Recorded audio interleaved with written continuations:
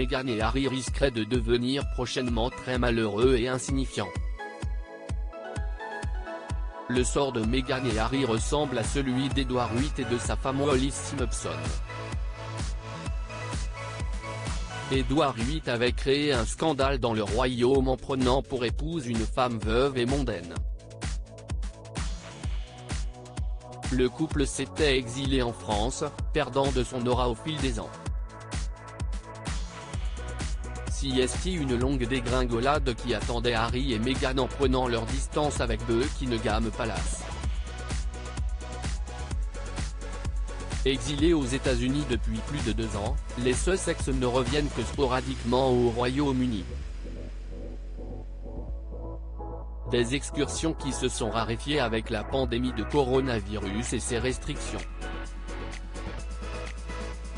Loin des yeux, loin du cœur, le couple profite désormais des milliers de kilomètres qui les séparent du palais pour régler ses comptes avec la famille royale par l'entremise d'interventions à la télévision, sur Netflix et même d'un livre récemment publié en librairie où Harry pulvérise ses proches.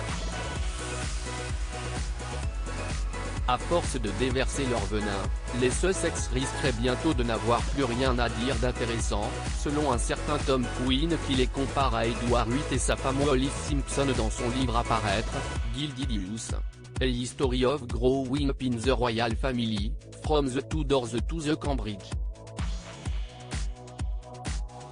Il vivait dans cette belle maison en France, mais nous savons qu'il était désespérément malheureux. Je pense qu'Edward VIII, lorsqu'il a abdiqué et est allé vivre en France, pensait qu'il resterait un personnage important, explique celui-ci dans les pages du Daily Express.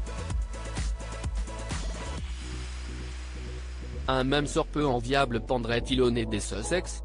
Je crains que Harry ne devienne comme Edward VIII et que Meghan ne devienne comme Madame Simpson, très malheureux et insignifiant. Ce énorme risque qu'encourent Meghan et Harry, la parenthèse américaine des Sussex pourrait bien se refermer plus tôt que prévu. Dans un récent article du Daily Mail, on apprend qu'un groupe de militants conservateurs militerait en faveur de leur expulsion après qu'Harry ait révélé dans ses mémoires avoir consommé de nombreuses substances stupéfiantes. De quoi justifier des sanctions sévères à l'égard du fils de Charles III. S'il a menti aux agents de l'immigration, le fils de Charles III risque non seulement l'expulsion mais également l'interdiction de sa demande de citoyenneté américaine. Une mise au point de la part de Harry s'avère plus que jamais nécessaire selon Mike Howell, directeur du projet de surveillance de la Heritage Foundation. Cette demande est dans l'intérêt public à la lumière de la révocation potentielle du visa du prince Harry pour consommation de substances illicites et d'autres questions concernant la consommation de drogue du prince et s'il a été correctement contrôlé avant d'entrer aux États-Unis. Du côté de Washington, on refuserait de mettre le nez dans la vie privée du prince.